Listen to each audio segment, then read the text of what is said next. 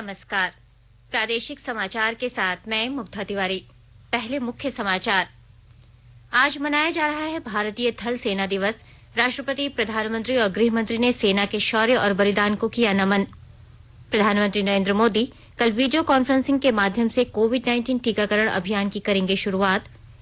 सरकार और किसान संगठनों के बीच 9वें दौर की वार्ता शुरू। सरकार ने सकारात्मक नतीजों की जताई उम्मीद। और केंद्रीय वाणिज्य मंत्री पीयूष गोयल ने स्टार्टअप इंडिया इंटरनेशनल समिट का किया उद्घाटन। कहा, आत्मनिर्भर भारत के अभियान को मिल रही मजबूती। कोविड-19 महामारी के खिलाफ देश एकजुट होकर लड़ रहा है। आप भी हमारे साथ सुरक्षा और बचाव के 3 आसान एहतियाती उपायों का संकल्प लें। मास्क पहनें, 2 गज की दूरी है जरूरी, सुरक्षित दूरी बनाए रखें, हाथ और मुंह साफ रखें। अब समाचार विस्तार से। सेना दिवस के मौके पर आज नई दिल्ली में आयोजित समारोह को थल सेना अध्यक्ष एमएम नरवणे ने संबोधित किया। उन्होंने कहा कि पिछले साल सीमा विवाद को लेकर भारतीय सेना ने चीन को करारा जवाब दिया। उन्होंने कहा कि आतंकवाद को बढ़ावा दे रहे पाकिस्तान के नापाक इरादों को भारतीय सेना मुंहतोड़ जवाब दे रही है। पाकिस्तान आतंकवादियों को पनाह देने की अपनी आदत से लाचार है। नियंत्रण रेखा पर हमारे सक्रिय ऑपरेशन और मजबूत काउंटर इन्फिल्ट्रेशन ग्रिड से न केवल तो दुश्मन को भारी नुकसान हुआ, बल्कि घुसपैठ की अनेक कोशिशों को नाकाम कर दिया गया। इधर राष्ट्रपति रामनाथ कोविंद ने सेना दिवस के अवसर पर भारतीय सेना के बहादुर पुरुषों और महिलाओं को बधाई दी। एक ट्वीट में श्री कोविंद ने कहा, राष्ट्र उन वीर सैनिकों को याद करता है जिन्होंने राष्ट्र की सेवा में सर्वोच्च बलिदान दिया। उन्होंने कहा कि देश साहसी और समर्पित सैनिकों, पूर्व सैनिकों और उनके परिवारों के प्रति आभारी रहेगा। प्रधानमंत्री नरेंद्र मोदी ने भारतीय सेना को नमन किया।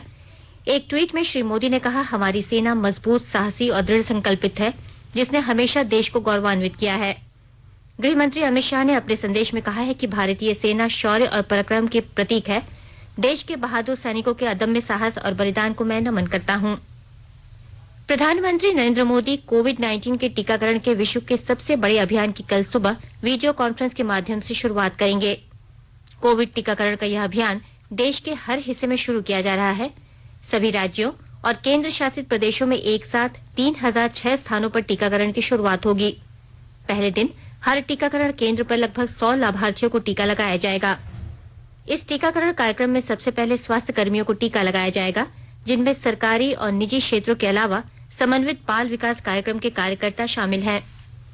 इस टीकाकरण कार्यक्रम में स्वास्थ्य और परिवार कल्याण मंत्रालय द्वारा विकसित किए गए ऑनलाइन डिजिटल प्लेटफॉर्म कोविन का इस्तेमाल किया जाएगा। इसके माध्यम से टीके के स्टॉक, रखे जाने वाले स्थान का तापमान और टीके के लाभार्थियों की पूरी जानकारी हर समय उपलब्ध रहेगी। कोविड-19 महामारी टीकाकरण अभियान और कोविन सॉफ्टवेयर से संबंधित सभी प्रश्नों का उत्तर देने के लिए 24 घंटे चलने वाला कॉल सेंटर 1075 भी स्थापित किया जा रहा है। प्रधानमंत्री कौशल विकास योजना के तीसरे चरण की शुरुआत आज देश के 600 जिलों में की जाएगी। कौशल विकास और उद्यमिता मंत्रालय की इस योजना का यह चरण नए दौर के कार्यक्रमों और कोविड संबंधी कौशल पर केंद्रित होगा। कौशल भारत मिशन पीएमकेवीवाई के तीसरे चरण में 9 अरब 48 लाख 90 हजार करोड़ रुपए का खर्च आएगा। साथ ही इससे वर्ष 2020-21 में 8 लाख लोगों को प्रशिक्षण दिया जाएगा। कौशल भारत के अंतर्गत 729 प्रधानमंत्री कौशल केंद्र, पैनल में शामिल अन्य प्रशिक्षण केंद्र तथा 200 से अधिक आईटीआई प्रशिक्षण कार्यक्रमों का संचालन करेंगे। प्रधानमंत्री नरेंद्र मोदी ने 15 जुलाई 2015 को कौशल भारत मिशन शुरू किया था और भारत को विश्व की कौशल राजधानी बनाने की उनकी परिकल्पना को पीएमकेवीवाई योजना के माध्यम से साकार किया जा रहा है। सीरम इंस्टीट्यूट ऑफ इंडिया ने आज कहा कि उसे ऑक्सफोर्ड यूनिवर्सिटी एस्ट्राजेनेका के कोरोना वायरस टीके कोविशील्ड को जल्द ही विश्व स्वास्थ्य संगठन द्वारा आपातकालीन इस्तेमाल की अनुमति मिलने की उम्मीद है। सीरम इंस्टीट्यूट के प्रमुख कार्यकारी अधिकारी अदार पूनावाला ने आज कहा कि विश्व स्वास्थ्य संगठन से टीके के आपातकालीन इस्तेमाल का लाइसेंस जल्द मिल जाना चाहिए। हमने सभी विवरण जमा करा दिए हैं और उम्मीद है कि अगले 1-2 सप्ताह में यह मिल जाएगा। श्री पूनावाला ने आगे कहा कि उनकी कंपनी अप्रैल से अमेरिकी कंपनी के नोवावैक्स कोरोना वायरस टीके की लाखों खुराक का भंडारण शुरू कर देगी। उन्होंने कहा कि हम नोवावैक्स के भारी भंडार के उत्पाद की कोशिश कर रहे हैं, जो हर महीने 4 से 5 करोड़ खुराक से अधिक होगी। 51वें भारतीय अंतर्राष्ट्रीय फिल्म समारोह कल से गोवा में शुरू हो रहा है। समारोह में पिछले वर्ष भारत की 19 दिवंगत फिल्मी हस्तियों के साथ साथ अंतर्राष्ट्रीय फिल्म जगत की 9 हस्तियों की फिल्में प्रदर्शित की जाएंगी। कोरोना महामारी की वजह से हाइब्रिड फॉर्मेट में आयोजित किए जा रहे इस समारोह में कुल 224 फिल्में दिखाई जाएंगी और यह 24 जनवरी को संपन्न होगा। भारतीय अंतर्राष्ट्रीय फिल्मी समारोह में इरफान खान, सुशांत सिंह राजपूत, ऋषि कपूर और हॉलीवुड सितारे चोडविक बोसमैन और सौमित्र चटर्जी की फिल्में भी प्रदर्शित कर उन्हें श्रद्धांजलि अर्पित की जाएंगी।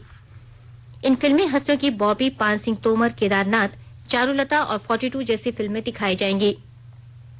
समारोह में जिन अन्य भारतीय कलाकारों को श्रद्धांजलि दी जाएगी उनमें फिल्म निर्माता बासु चटर्जी, निशिकांत कामत, मनमोहन महापात्रा, उर्दू शायर राहत इंदौरी, कोरियोग्राफर सरोज खान, गायक एसपी बालासुब्रमण्यम, अभिनेता जगदीप, कुमकुम निम्मी, विजय मोहंती, श्रीराम लागू, अजीत दास, संगीतकार वाजिद खान, गीतकार योगेश गौड़ और कॉस्ट्यूम डिजाइनर भानु अथैया शामिल हैं।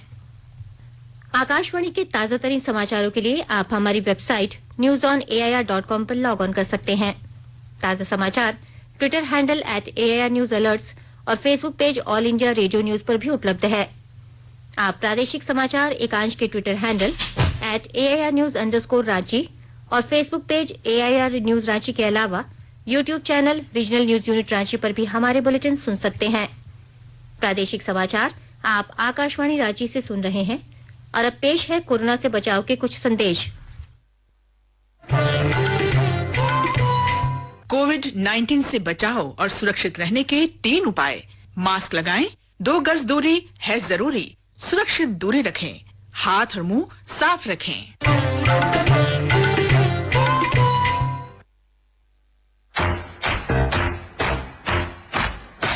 चलो मिलकर एक शुरुआत करें, चलो एक फैसला आज करें, मास्क नहीं तो टोकेंगे, कोरोना को रोकेंगे, चलो एक वादा करते हैं, चलो एक वादा करते हैं, मास्क नहीं तो टोकेंगे, कोरोना को रोकेंगे।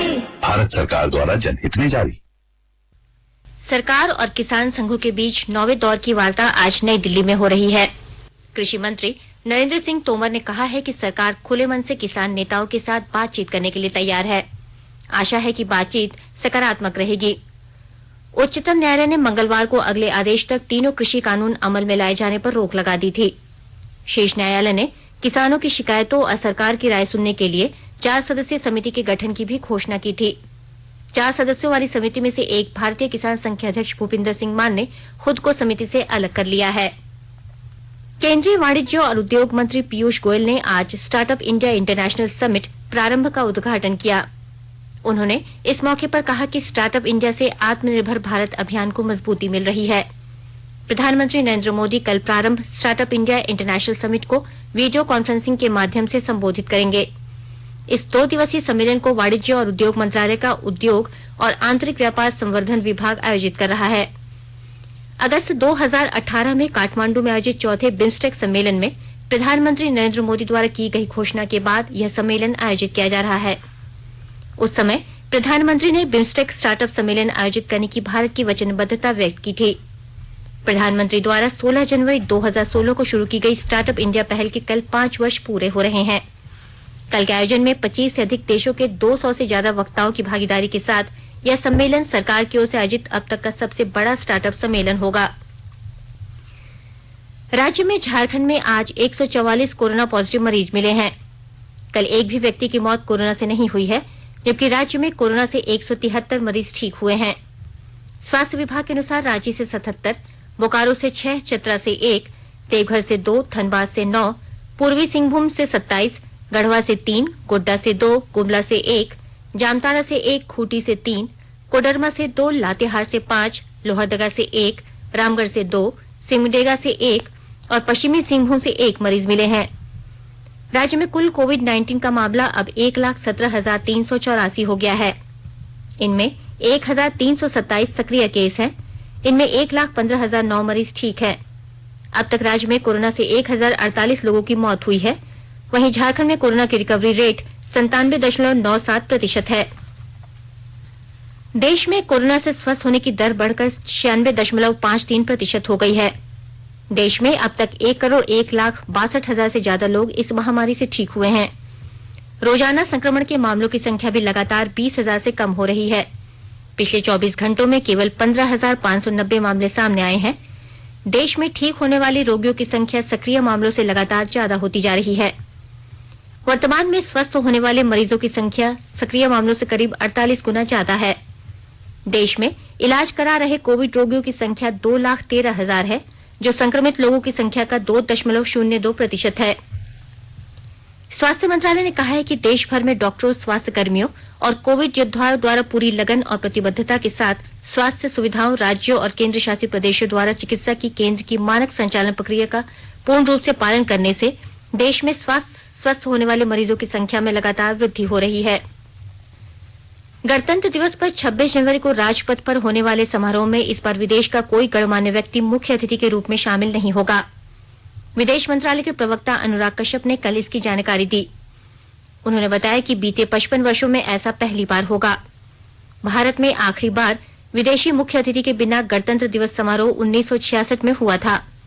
उस साल 11 जनवरी को तत्कालीन प्रधानमंत्री लाल बहादुर शास्त्री की मृत्यु हुई थी और 24 जनवरी को इंदिरा गांधी ने प्रधानमंत्री का पदभार संभाला था। झारखंड हाईकोर्ट बीजेपी नेता बाबूलाल मरांडी को नेता प्रतिपक्ष बनाए जाने के मामले में 19 जनवरी को फैसला सुनाएगा। बीजेपी विधायक दल के नेता बाबूलाल मरांडी को नेता प्रतिपक्ष बनाने की मांग को लेकर दायर याचिका पर कल हाईकोर्ट में सुनवाई होगी। सभी पक्षों को सुनने के बाद कोर्ट ने अपना फैसला सुरक्षित रख लिया है। जैसा कि आपको मालूम हो, 12 जनवरी को दल बदल मामले में झारखंड विधानसभा द्वारा सुप्रीम कोर्ट में दायर याचिका को अदालत ने खारिज कर दिया था। सुप्रीम कोर्ट ने झारखंड हाईकोर्ट को दल बदल मामले में सुनवाई पूरी कर फैसला सुनाने का निर्देश दिया था। सरकार ने समाचार माध्यमों में जारी इन खबरों का खंडन किया है कि रेलवे द्वारा यात्रियों से अधिक किराया वसूला जा रहा है। रेल मंत्रालय ने कहा है कि यह खबर भ्रामक और निराधार है। रेल मंत्रालय ने कहा है कि परंपरा के अनुसार त्योहार और छुट्टियों के दौरान यात्रियों की भीड़ से निपटने के लिए विशेष दूरगामी रेलगाड़ियां चलानी शुरू की गई थीं। इस वर्ष अनेक रेल खंडों में यात्री गाड़ियों की बहुत मांग थी, जिसे निपटने के लिए त्योहारों के समय रेलगाड़ियां चलाई गई थीं। मंत्रालय का कहना है कि वर्ष 2015 से इन रेलगाड़ियों के किराए कुछ बढ़ाए गए थे। इस वर्ष भी ऐसा कुछ नया नहीं है, बल्कि ये पहले ही जैसा है। गोवा में 85 करोड़ रुपए की लागत से बनाए गए रेल ओवरब्रिज का उद्घाटन 18 जनवरी यानी नेताजी सुभाष चंद्र बोस के महानिष्क्रमण दिवस के दिन ही होगा। विधायक मथुरा प्रसाद महतो ने इसकी पुष्टि की। बताया कि 18 जनवरी को रेल मंत्री पीयूष गोयल और सीएम हेमंत सोरेन ओवरब्रिज का ऑनलाइन उद्घाटन करेंगे। समारोह में सांसद, विधायक सहित अधिकारी उपस्थित रहेंगे। ओवरब्रिज से लोगों की परेशानी हल होगी ही, बोकारो से माल ढुलाई भी बढ़ेगी। राजधानी रांची समेत राज्य के कई हिस्सों में कल माहिर जमात जिस्मानी का चांद नजर आया। यह घोषणा इदारे शरिया झारखंड के नाजिम आला मौलाना कुतुबुद्दीन रिजवी ने की। इसके बाद दारुल कजा इदारे शरिया झारखंड और इस्लामी मरकज हिंद पीढ़ी ने फैसला लिया कि शुक्रवार को माह जमात जिस्मानी 1442 हिजरी की पहली तारीख है। इसी तारीख के अनुसार धार्मिक कार्यक्रम होंगे। अंत में मुख्य समाचार एक बार फिर। आज मनाया जा रहा है भारतीय थल सेना दिवस। राष्ट्रपति, प्रधानमंत्री और गृह मंत्री ने सेना के शौर्य और बलिदान को किया नमन। प्रधानमंत्री नरेंद्र मोदी कल वीडियो कॉन्फ्रेंसिंग के माध्यम से कोविड-19 टीकाकरण अभियान की करेंगे शुरुआत। सरकार और किसान संगठनों के बीच 9वें दौर की वार्ता शुरू, सरकार ने सकारात्मक नतीजों की जताई उम्मीद। और केंद्रीय वाणिज्य मंत्री पीयूष गोयल ने स्टार्टअप इंडिया इंटरनेशनल समिट का किया उद्घाटन, कहा आत्मनिर्भर भारत के अभियान को मिल रही मजबूती। इसके साथ ही आकाशवाणी रांची से प्रादेशिक समाचार का ये बुलेटिन समाप्त हुआ। नमस्कार।